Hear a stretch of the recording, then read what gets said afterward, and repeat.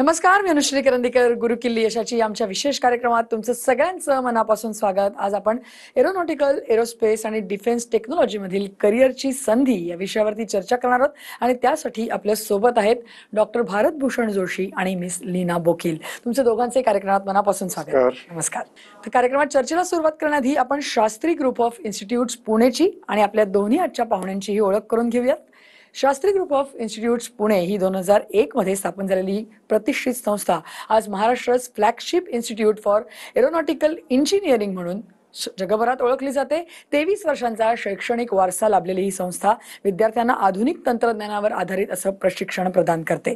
आज आपण Indian institute for aeronautical engineering आणि इन्फॉर्मेशन टेक्नॉलॉजी या संस्थेची माहिती घेणार आहोत, जी विद्यार्थ्यांना एरोनॉटिक्स, एरोस्पेस आणि डिफेन्स टेक्नॉलॉजी क्षेत्रात उत्कृष्ट असं मार्गदर्शन देते.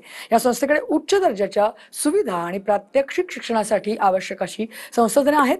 त्याचबरोबर डॉक्टर भारत भूषण जोशी हे आपल्यासोबत आहेत. ते वरिष्ठ डिफेन्स सायंटिस्ट असून उद्योजक म्हणून देखील कार्यरत. त्याचबरोबर त्यांना डिफेन्स R&D आणि शैक्षणिक व्यवस्थापनात 40 वर्षांचा अनुभव आहे. DRDO मध्ये त्यांनी 13 स्वदेशी मेकॅट्रॉनिक्स सिस्टीम्स विकसित केल्या, ज्यामध्ये मिसाईल वॉरहेडसाठी रिॲक्टिव्ह AI वापरले जातात.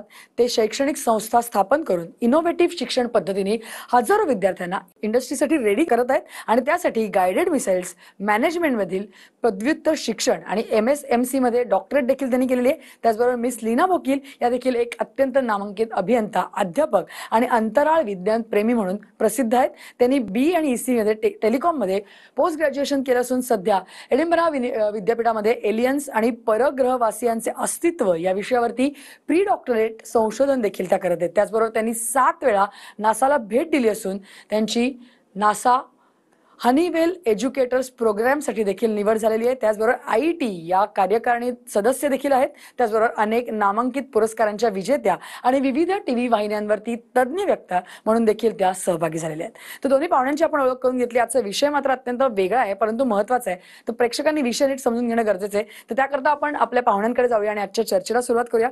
भरतभूषण सर, मला सगळ्यात प्रथम तुमच्याकडे यायचं आहे. जसं आपण आज म्हणतोय की डिफेन्स टेक्नॉलॉजी असेल म्हणजे तो अभ्यासक्रम आणि IRDST याच्यामध्ये कुठेतरी झाले, ही एक चांगली संधी दिसते. मग त्यामधून जर का आता मुलांना याच्यामध्ये यायचं आहे, शिक्षण घ्यायचं आहे, तर त्या अनुषंगाने नेमकी कशा प्रकारे या संधीचा आपण वापर करून घेऊ शकतो आणि एकूणच की ही संशोधन प्रणाली असेल किंवा हे विकास प्रकल्प असतील याच्यामध्ये व्यावसायिकरित्या त्यांना जर का काम करायचं पुढे जाऊन, तर त्या दृष्टिकोनातून ही संधी किती महत्त्वाची ठरू शकते? बरोबर, छान प्रश्न आहे. पहिली गोष्ट अशी की कुठल्याही शिक्षणामध्ये त्या इंडस्ट्रीचा सहभाग असणं हा खूप महत्वाचा आहे. आणि IDST म्हणजे institute of defence scientist and technocrats ह्या संस्थेच्या मार्फत अशा बऱ्याच संधी इथल्या विद्यार्थ्यांना मिळणार. तर त्या काय आहेत ते मी तुम्हाला थोडक्यात सांगतो. पहिली गोष्ट म्हणजे तुम्हाला एकतर हँड्स ऑन ट्रेनिंग म्हणजे स्वहस्ते तुम्ही स्वतः केलेल्या गोष्टी त्याच्याबद्दल ट्रेनिंग. दुसरी गोष्ट आहे की तुम्हाला जे काही पायाभूत सुविधा असतील म्हणजे बेसिक इन्फ्रास्ट्रक्चर ते सगळं तुम्हाला IDSTच्या थ्रू आणि आपला जो प्रोग्राम जिथे चालतो त्या अजिंक्य DY पाटील युनिव्हर्सिटीमध्ये उपलब्ध आहेत. तिसरी गोष्ट अशी की आपल्याला जे काही लाईव्ह प्रोजेक्ट्स चालतात डिफेन्स इंडस्ट्रीमध्ये किंवा डिफेन्सच्या इतर ऑर्गनायझेशन्समध्ये किंवा ISRO मध्ये, तर त्या प्रोग्राम्समध्ये आपल्याला सहभागी होता येतं. पण आपण नुसतं एवढ्यावरच थांबत नाही. तर तुम्हाला माहिती आहे की डिफेन्समध्ये इतक्या साऱ्या गोष्टींबद्दल रिसर्च चालतं. म्हणजे मिसाईल्स तर आहेतच, म्हणजे क्षेपणास्त्र आहेत, पण त्याचे प्रक्षेपण सिस्टम्स असतात. त्यानंतर लढाऊ विमानं आहेत, इतर बऱ्याचशा गोष्टी आहेत. तर ह्या सगळ्या गोष्टींची जी आत्ता काम करणारी जी मंडळी आहेत किंवा जे सायंटिस्ट आहेत किंवा इंडस्ट्रीमधले लोक आहेत, ह्या लोकांबरोबर इंटरॅक्ट करायला मिळणार आहे स्टुडंट्सना. आणि हा सगळ्यात मोठा त्यातला महत्वाचा भाग आहे. कारण नुसतं इंटरॅक्शन नाही आहे, त्या लोकांबरोबर तुम्हाला काम करायची संधी सुद्धा आहे. ती कशी ती मी नंतर पुढे सांगेनच. पण ह्या सगळ्या गोष्टी जेव्हा आपण करायला घेतो तेव्हा एक जी मेन इन्स्टिट्यूट लागते की जी तुम्हाला सपोर्ट करेल ह्याच्यासाठी, ती IDST तुम्हाला देते. तर हा एक खूप युनिक असा या इन्स्टिट्यूट बरोबर करार झालेला आहे की जो सगळ्या स्टुडंट्सला फायदेदायक आहे. संधी कशा आहेत त्या अनुषंगाने आपण प्रेक्षकांना समजावून सांगूच या. मॅडम, मला तुमच्याकडे येताना हेच विचारायचं आहे की मग आता महाराष्ट्रात IIEIT या संस्थेचा एरोस्पेस असेल किंवा डिफेन्स टेक्नॉलॉजी असेल, या सगळ्या क्षेत्रात एक मोठा इतिहास राहिलेला आहे. तर मग त्या अनुषंगाने मग या संस्थेची स्थापना कशा प्रकारे झाली, त्याचं मूळ उद्दिष्ट नेमकं काय होतं आणि आता काळानुरूप कशी कशी प्रगती होत गेली, या अनुषंगाने काय सांगाल? एक पहिली गोष्ट म्हणजे जेव्हा IIEIT एस्टॅब्लिश झाली होती आणि मी पण एक लेक्चरर म्हणून जॉईन झाली होती. I was teaching aeronautical engineering subjects, principles of flight आणि एव्हिओनिक्स, जो माझा आवडीचा विषय आहे. तर त्यावेळेपासून ते आजपर्यंत मी प्रोग्रेस पाहिलेला आहे. They have grown by leaps and bounds. हे ब्रांचेस जे आहेत ना, mechanical, electrical, electronics, IT, computers, हे सगळेच इंजिनिअरिंग कॉलेजेस, सिव्हिल वगैरे ब्रांचेस देतात. But IIEIT has offered aeronautical engineering, avionics आणि एअरक्राफ्ट मेंटेनन्स इंजिनिअरिंग, त्यासोबत अलाइड ब्रांचेस आणि सब्जेक्ट्स म्हणजे एव्हिएशनचे मग मॅनेजमेंट पण आहेत, air hostess, cabin crew training and all. मग अशी सुरुवात झालेली आहे. आणि मी एक गोष्ट ऑब्झर्व केलेली आहे, इतर इंजिनिअरिंग कॉलेजेसपेक्षा इथे लॅबोरेटरी आणि या फॅसिलिटीजवर पण खूप जोर दिला जातो. कारण फक्त क्लासरूम्समध्ये नाही, तर इंजिनियर्सना त्याचा हँड्स ऑन आणि प्रॅक्टिकल एक्सपोजर पण मिळायला हवा. तर विंड टनेल पासून एअरक्राफ्ट सिस्टम्स आणि सगळा हा सिम्युलेटर वगैरे, ही इन्फ्रास्ट्रक्चर आणि लॅब फॅसिलिटीज अवेलेबल आहेत. आणि आजपर्यंत मी ही ग्रोथ पाहिलेली आहे, आय हॅव विटनेस्ड. आणि मी IIEIT मध्येच असताना माझी नासामध्ये निवड झाली and I went 7 times. So it means a lot to me. आणि टीचर्स, आम्ही एज्युकेटर्स आणि विद्यार्थ्यांना पण आम्ही पाहिलेलं आहे, त्यांना खूप छान छान मोठ्या कंपनीजमध्ये संधी मिळालेली आहे. They have gone to work at Boeing आणि लॉकहीड मार्टिन, मग डिफेन्स, DRDO, इस्रो, मग एअरपोर्ट्स, वेगवेगळ्या एअरपोर्ट्सवरती, आणि टाटा एरोनॉटिकल वगैरे, असे खूप कंपनीज ज्या आहेत आणि ज्या गोष्टी इतर लोकांना माहितीच नाहीये, तर ती आम्ही इन्फॉर्मेशन देतो. आणि कॅम्पसमधून सिलेक्शन होऊन विद्यार्थ्यांना इंजिनियर झाल्यानंतर जॉबच्या संधी मिळतात. त्यामुळे मी एक गोष्ट ही नक्कीच सांगू शकते की इथून जे बाहेर पडतात ते they are the future of India. आणि आपण आताच्या काळात जे पाहिलेलं आहे, स्पेस आणि डिफेन्स या गोष्टींचा इतकं मोठं महत्व आहे आणि योगदान आहे आपल्या देशासाठी आणि संरक्षणासाठी. आणि हे जे सॅटेलाइट्स वगैरे उपग्रह आहेत इस्रोचे, ते डिफेन्सचे ऍप्लिकेशन, मिलिटरी पर्पजचे असल्यामुळे आज आपल्या देशाला मी म्हणू शकते की यश मिळालेलं आहे इन टर्म्स ऑफ डिफेन्स. नक्की. त्या अनुषंगाने जसं म्हणताय तुम्ही की काळानुरूप खूप मोठी प्रगती झालेली आहे आणि त्या दृष्टिकोनातून विद्यार्थ्यांनी पण याचा विचार केला पाहिजे. पण त्याच अनुषंगाने सर, मला मग तुमच्याकडे यायचं आहे की आता जसं मॅडम म्हणाल तसं की DRDO असेल, इस्रो असेल किंवा इतरही कुठल्या खासगी कंपनी असतील, ह्याच्यामध्ये जर का विद्यार्थ्यांना एरोस्पेस असेल, डिफेन्स टेक्नॉलॉजी असेल, याच्यामध्ये जर का काम करायचं असेल, तर मग तुमची इन्स्टिट्यूट सिम्युलेशन असेल म्हणा किंवा आत्ता नवीन काही टेक्नॉलॉजीज असतील म्हणा, या अनुषंगाने प्रॅक्टिकल बेस्ड नॉलेज कशा प्रकारे देते? बरोबर.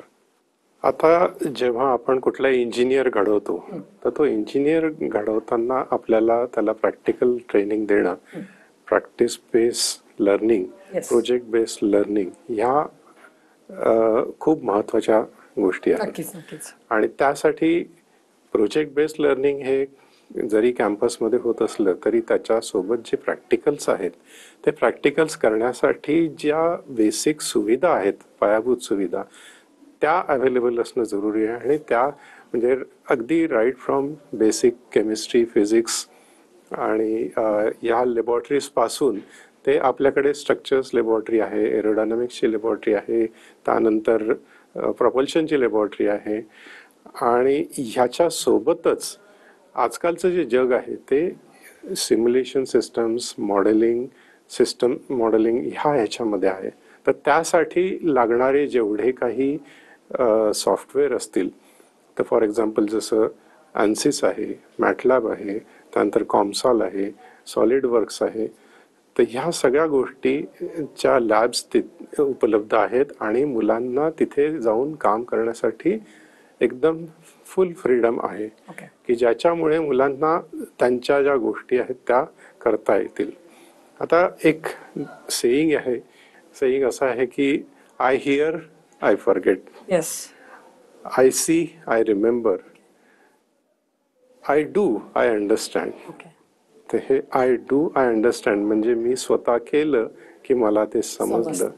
या उक्तीनुसार आपण मुलांना इथे प्रत्येक गोष्ट प्रॅक्टिकली करायला लावतो आणि त्या सगळ्यांच्या गोष्टींसाठी म्हणजे जसं आता मॅडमनी पण मेन्शन केलं की आपल्याकडे एक विंड टनल सिस्टम आहे की ज्याच्यामध्ये तुम्ही कुठलीही एरोडायनॅमिक सिस्टम मोठी बनवायच्या आधी एक छोटंसं त्याचं प्रारूप बनवलं जातं आणि ते त्याच्यामध्ये टेस्ट केलं जातं at that particular max speed.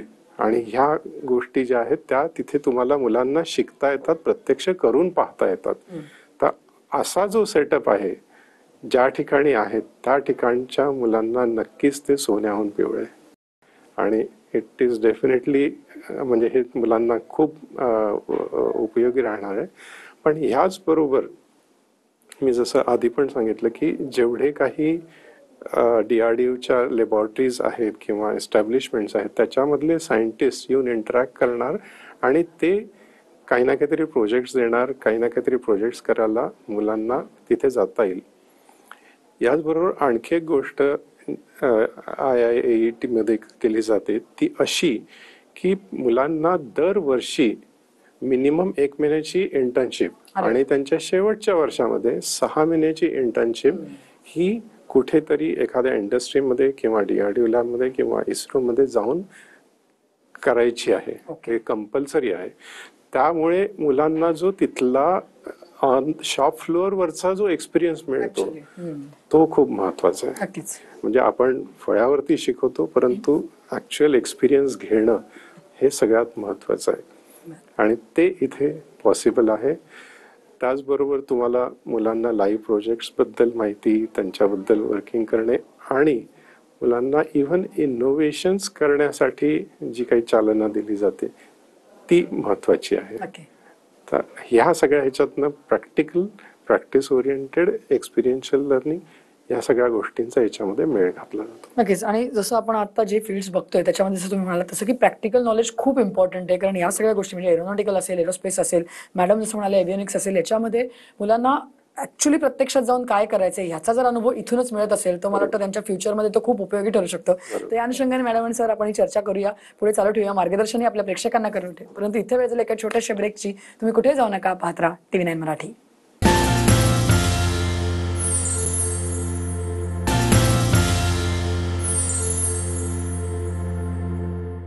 ब्रेकनंतर गुरुकिल्ली यशाची आमच्या विशेष कार्यक्रमात तुमचं सगळ्यांचं पुन्हा एकदा स्वागत. तर मॅडम जसं आपण ब्रेकवर जाण्यापूर्वी म्हटलं की हे सगळे फील्ड्स आहेत त्याच्यामध्ये प्रॅक्टिकल नॉलेजची खूप आवश्यकता आहे आणि आज जसं बघितलं तर इंटिग्रेटेडचा जमाना आहे. सगळ्याच लोक गोष्टी इंटिग्रेटेडकडे वळताना दिसतात. मग अशा वेळेला आपल्या इन्स्टिट्यूटचा इंटिग्रेटेड जर का बीटेक एमटेक जो कोर्स आहे जो एरोस्पेसमध्ये असेल, इंजिनिअरिंगमध्ये किंवा डिफेन्स टेक्नॉलॉजीमध्ये, तो कसा वेगळा आहे आणि मग जर का स्वतंत्र बीटेक कोर्स करायचा झाला या सगळ्यामध्ये एव्हियनिक्स मध्ये सुद्धा तर मग नेमकं मुलांना एक कुठेतरी संभ्रम असू शकतो की त्यांनी नेमकं कुठला मार्ग निवडावा. तर याविषयी तुम्ही त्यांना गाईड कसं करणार? इंटिग्रेटेड कोर्स जेव्हा आपण निवडतो तेव्हा एक मार्ग पहिल्यापासून ठरलेला असतो, मग आपण भरकटत जात नाही. So everything is under one umbrella आणि ते सोपं होऊन जातं. कारण आजकाल युवा पिढीमध्ये पण थोडं कन्फ्युजन असतं, मग हे घ्यायचं का हे. तर हे जेव्हा ठरलेलं असतं की इंटिग्रेटेड एव्हियॉनिक्सचा केला कोर्स तर 4 वर्षांचा बीटेक झाल्यानंतर मास्टर्स इन एरोनॉटिकल और एरोस्पेस, मग त्यामुळे गोष्टी सगळ्या सोप्या होऊन जातात आणि मग वेळ वाचतो आणि मग हे सगळं रिसर्च ओरिएंटेड गोष्टी ह्या सगळ्या छान घडू शकतात. आणि अजून म्हणजे या ज्या फील्ड्समध्ये काम करतात लोक, एकतर स्पर्धा कमी आहे.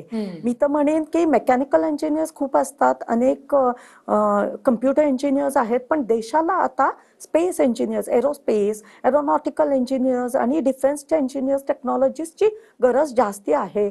आणि मग आपला आपला स्वतःचाच मग स्टार्टअप पण आपण करू शकतो. इफ नॉट जॉईनिंग इस्रो और DRDO हे अल्टिमेट झाले आणि एअरपोर्ट्स वगैरे, मग इथे जॉब नाही मिळाले तर आपण स्वतःच, कारण आता आपल्याला संपूर्ण स्वदेशी सगळ्या गोष्टी बनावटीच्या करायच्या आहेत आणि मेक इन इंडिया मुवमेंट आहे. आणि मी तर म्हणेन स्पेसला पण there should not be space between common man and space, असं ऑनरेबल मोदीजी पण म्हणतात. सो वी आर प्रमोटिंग दिस. आणि हे जेव्हा सगळं इंटिग्रेट करतो आणि आपला मार्ग ठरलेला असतो, तर तिथे मग आपण वेळ घालवू शकत नाही की इथे हे करू का हे करू. So you are more focused आणि गोल ठरलेला आहे. त्यामुळे आता मी तर म्हणेन उलट स्पेशलायझेशन आणि सुपर स्पेशलायझेशनचा जमाना आहे. त्यामुळे बीटेक एमटेक करून मग डॉक्टरल हे सगळं मार्ग ठरलेला असतो. So I always encourage integrated courses. पण मॅडम, मग आता जसं तुम्ही म्हणालात तसं की स्पेशलाइज कोर्स केले पाहिजे, तर मग आता MTech in aerospace engineering and defence technology या कोर्समध्ये मग प्रामुख्याने आज जर का मुलं येतात किंवा त्यांना येऊ इच्छा आहे, त्यांची इच्छा आहे, तर मग त्यांना कशा प्रकारे इथे चांगल्या प्रकारे शिकवलं जातं? जसं तुम्ही सर म्हणाल तसं की प्रत्यक्ष अनुभव तो कसा दिला जातो, या कोर्सविषयी काय सांगाल मग? मोर दॅन एव्हर बिफोर आज स्पेस आणि डिफेन्सची अतिशय गरज आहे आपल्या देशाला आणि फ्युचरमध्ये. राईट. तर हे जेव्हा कोर्सेस निवडतात विद्यार्थी, तेव्हा त्यांना एकतर हँड्स ऑन एक्सपिरियन्स मिळेल, कारण रिलेव्हंट त्याच विषयाचे त्यांना प्रोजेक्ट करता येतील. मग सर म्हणाले तसे डिफेन्स मधले जे स्पेशलाइज आणि एक्सपर्ट लोक आहेत ते जेव्हा येतील आणि कॉन्फरन्स असेल किंवा व्हिजिट, मग स्टुडंट्सना त्यांच्याशी बोलून मग दे आर व्हेरी इन्स्पिरेशनल. त्यामुळे लॅबमध्ये काम करत असताना आणि क्लासरूममध्ये लेक्चर्स अटेंड करताना त्यांना एक्सपर्ट टॉक्स आणि मोठ्या सायंटिस्ट बरोबर त्यांना इंटरॅक्ट करता येईल. आणि तसंच लॅबोरेटरीमध्ये हँड्स ऑन एक्सपिरियन्स आणि डू इट युअर सेल्फ सगळं आपलंच बनवून, आणि मे बी एक डिझाईन आणि R&D रिसर्च अँड डेव्हलपमेंट, संशोधन आणि विकास, हे सगळं जर कॉलेज लेवललाच केलं तर त्यांना पुढे जाऊन अजून मोठे रिसर्च करता येतील, innovation. So we are creating a state of the art base आणि एक laboratory one of its kind. आणि मग विद्यार्थ्यांना तिथे काम करण्याची संधी मिळाली तर हे तर सगळ्या देशाचंच लक्ष इथे लागून राहील. आणि मला वाटतं तो कॉन्फिडन्सही तेवढा येईल त्यांच्यामध्ये ऍक्च्युली प्रत्यक्ष काम करण्याला सुरुवात करण्याआधीच, की आपण हे करू शकतो कुठेतरी जाऊन. ते महत्वाचं आहे मॅम.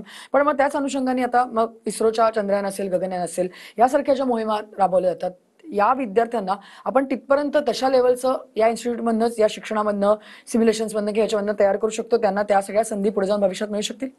येस, आपले collaboration because we are doing it with DRDO and ISRO.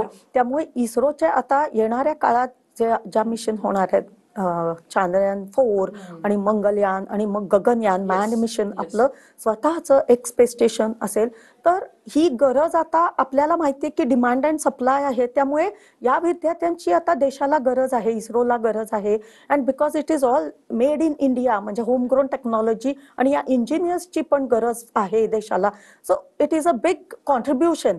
आणि चांद्रयान 3 माझ्यासाठी इतकं मोठा, म्हणजे ही इतकी मोठी मिशन आहे. Chandrayaan 1 was the game changer for ISRO, आणि चांद्रयान 3च्या सक्सेसमुळे सगळेच प्रेरित झाले. आणि आता हे जे स्टुडंट्स 12वी नंतर येतील, जॉईन होतील, ते पुढच्या चांद्रयान 4-5 मध्ये पार्टिसिपेट करतील. They could be a part of Gaganyaan mission.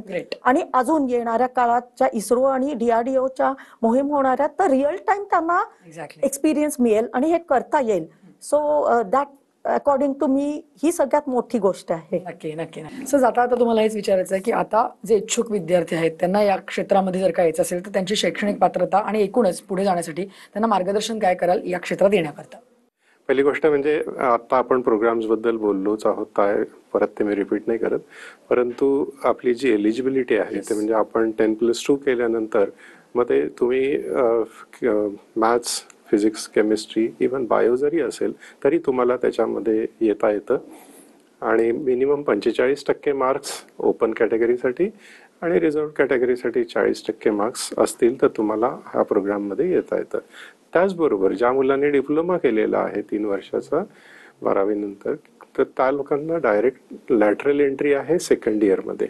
तर दोन्ही प्रोग्राम्समध्ये, म्हणजे वेदर इट इज इंटिग्रेटेड किंवा ह्याचा जर सीट्स अवेलेबल असतील तर त्यांना नक्की त्याच्यामध्ये ऍडमिशन डायरेक्ट सेकंड इयरला मिळू शकते आणि त्यांचं 1 वर्ष वाचू शकतं.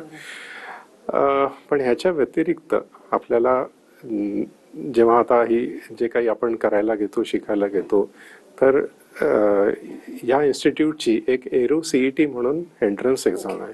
ती एंट्रन्स एक्झाम तुम्हाला ऑनलाईन देता येते आणि ती दिल्यानंतर तुमच्या मार्क्स प्रमाणे तुम्हाला छानशी स्कॉलरशिप सुद्धा मिळू शकते. ती किती कशी ह्यासाठी तुम्ही कॉलेजशी नक्की संपर्क साधू शकता. आता मेसेज जो द्यायचा आहे विद्यार्थ्यांना मार्गदर्शन, त्याच्यामध्ये आज आपण जे बघितलंय, सध्या परिस्थिती जी बघितली आपण आता जे रिसेंटली जे काय थोडंसं वॉर झालं त्याच्यामध्ये आपण बघितलं की आपण त्यांची 9 टेरर कॅम्प्स प्रिसाइजली हिट केली. त्यानंतर त्यांचे आपण 6 लॉन्चिंग बेसेस होते एअरफोर्सचे, ते डिस्ट्रॉय केले. आणि त्यांनी जे काही आपल्यावरती हल्ले केले, मिसाईलचे असतील, ड्रोनचे असतील, ते आपण सगळे मोडून काढले, परतून लावले. तर ह्या सगळ्या गोष्टींसाठी टेक्नॉलॉजीमध्ये ऍडव्हान्समेंट हवी असेल तर यंग जनरेशननी त्याच्यामध्ये नक्कीच यायला हवं आहे. आणि ते कॉन्ट्रीब्युशन त्यांचं करण्यासाठी त्यांनी फक्त 3 गोष्टी लक्षात ठेवायच्या. ते एक म्हणजे जिद्द, काम करण्याची, नवीन काहीतरी शोधण्याची. दुसरी गोष्ट चिकाटी, जे हातात घेतले ते कम्प्लीट करणे. आणि तिसरी गोष्ट म्हणजे तुम्हाला काहीतरी नवीन इनोव्हेटिव्ह करून देणे. मग सगळ्यात शेवटी मला अब्दुल कलामांचं एक वाक्य आठवत आहे, ते सांगतो. Actually learning brings starts thinking.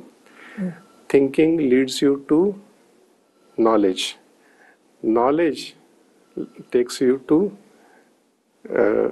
Kind of greatness. हे अब्दुल कलामांचं वाक्य लक्षात ठेवा आणि स्वतःला तुमच्या आवडीचा या कोर्सेस पैकी कुठलाही एक कोर्स घेऊन झोकून द्या. मला वाटतं नक्कीच खूप महत्वाचा विषय होता आणि तुम्ही दोघांनी इथे एवढं छान मार्गदर्शन आमच्या प्रेक्षकांना केलं, त्याबद्दल धन्यवाद. धन्यवाद. Thank you so much. नमस्कार. या विषयासह गुरु किल्ली यशाची आमच्या विशेष कार्यक्रमात आता आम्ही इथेच थांबतोय. तुम्ही कुठे जाऊ नका, पाहत राहा TV9 मराठी.